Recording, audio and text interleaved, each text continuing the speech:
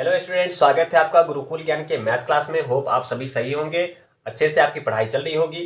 तो चलिए आज इस वीडियो को आरंभ करते हैं और लेते हैं कुछ महत्वपूर्ण प्रश्न को और उसे आसान कॉन्सेप्ट से कैसे प्रश्नों को हल किया जा सकता है, इस विधि को आपको सिखाते हैं। इसी क्रम में पहले प्रश्न को लेते हैं, तो वीडियो को अंत तक देखिएगा। वीडियो काफी इंपॉर्टेंट होने वाला है। इसमें सारे प्रश्न आपके ऐसे होंगे जो विभिन्न कंपटीशन में पूछे गए हैं या इस आधार पे या इस पैटर्न पर आधारित प्रश्न पूछे जाते हैं।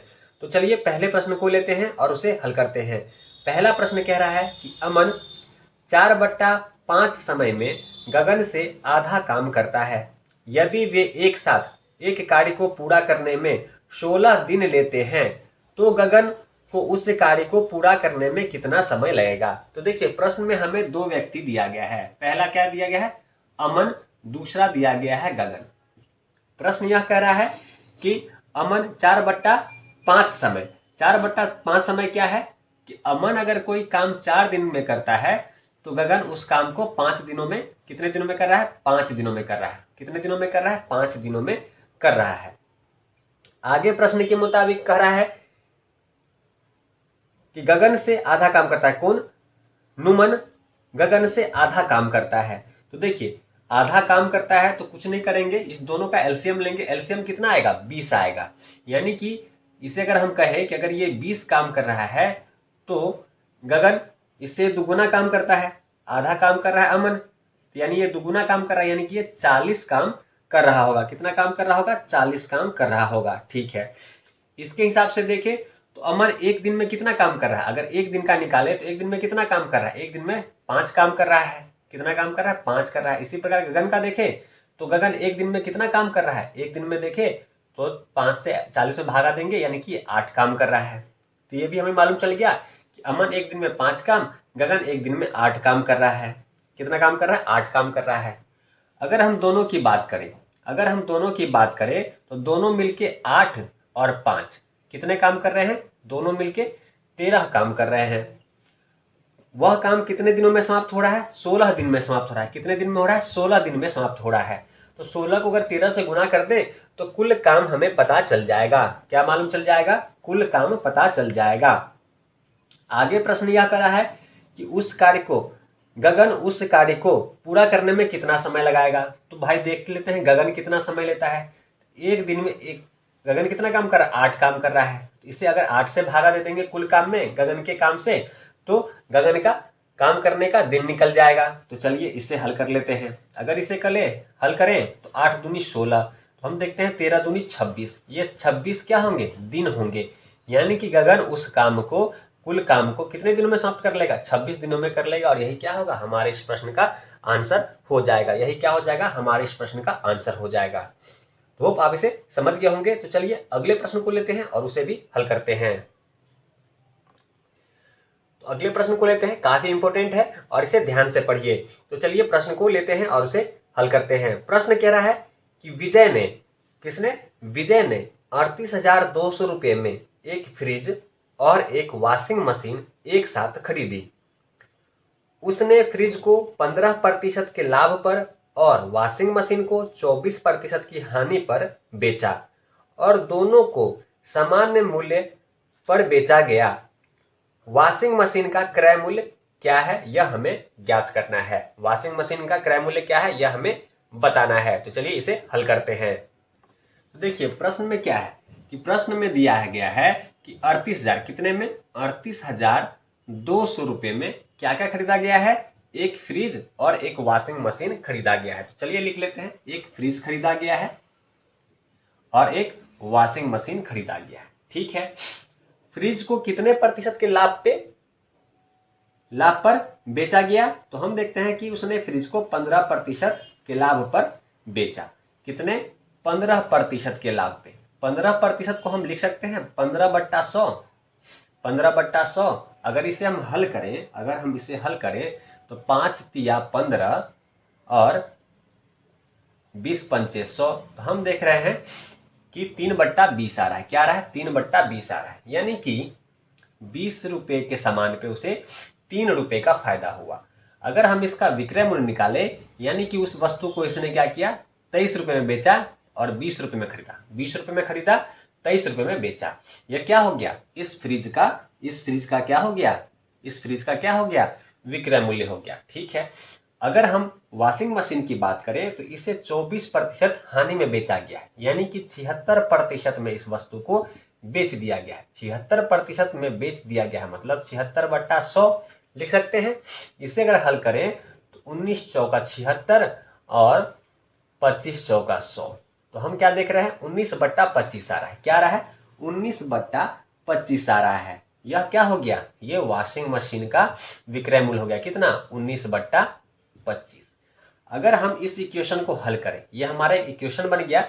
अगर हम इस इक्वेशन को हल करें तो देखिए क्या हो जाएगा,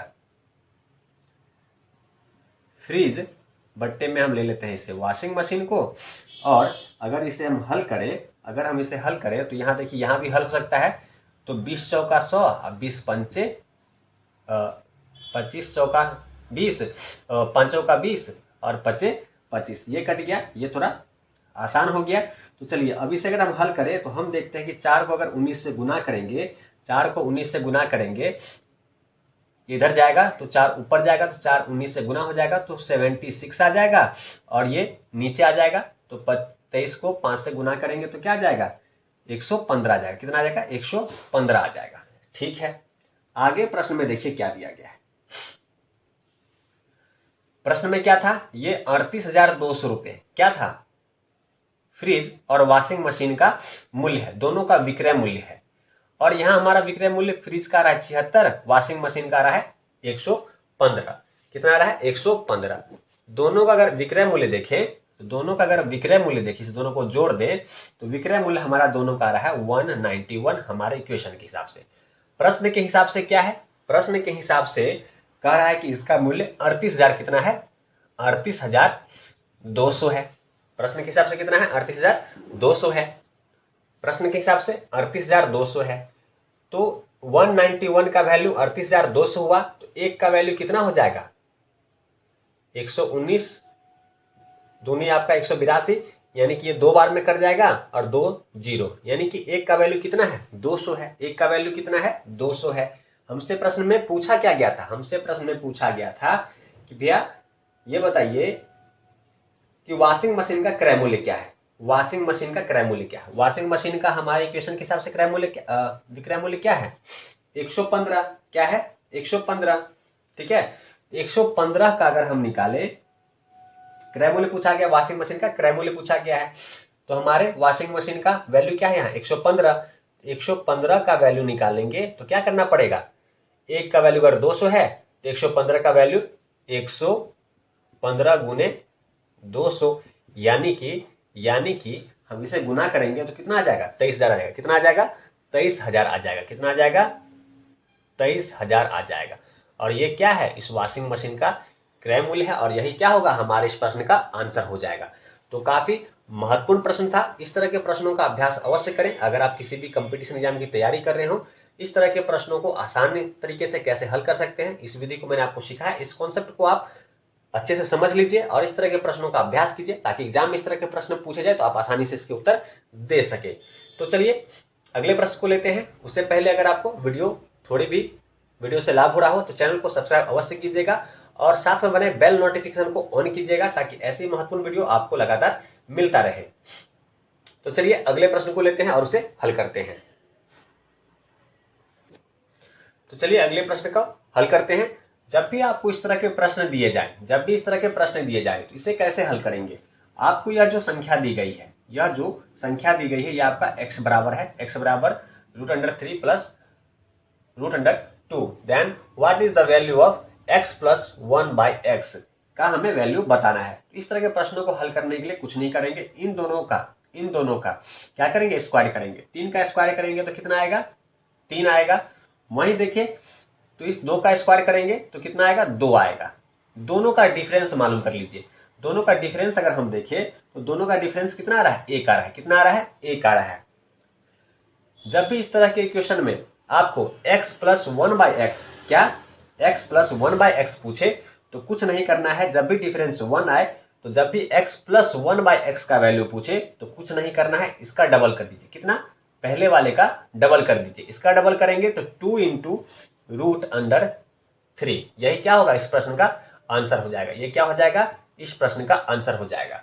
वहीं अगर आपसे x माइनस 1/x का वैल्यू पूछ ले कि भाई इसका वैल्यू क्या होगा, इसका वैल्यू पूछे तो दूसरे वाले को लीजिए, दूसरे वाले का डबल कर दीजिए। दूसरे वाले का डबल करेंगे तो क्या होगा? 2 इंटू रूट अंडर 2। ये क्या होगा? इस प्रश्न का आंसर हो जाता। ये क्या हो जाता? x माइनस 1/x का आंसर हो जाता। तो काफी सरल प्रश्न है। इस तरह के इक्वेशन, इस तरह के प्रश्न को आपको लगातार हम कैसे आसान तरीके से हल करेंगे, इस विधि को सिखाते रहेंगे और ऐसी महत्वपूर्ण वीडियो और ऐसे महत्वपूर्ण प्रश्न को लेकर हम आते रहेंगे। इसके लिए चैनल को सब्सक्राइब कीजिए और मिलते हैं अगले वीडियो में। तब तक वीडियो को देखिए और इसे अच्छे से समझिए ताकि एग्जाम में इस तरह के प्रश्न आपके सामने आए तो आप उसे आसानी से हल कर सकें। तो चलिए मिलते हैं अगले वीडियो में। तब तक वीडियो देखने के लिए आपका धन्यवाद।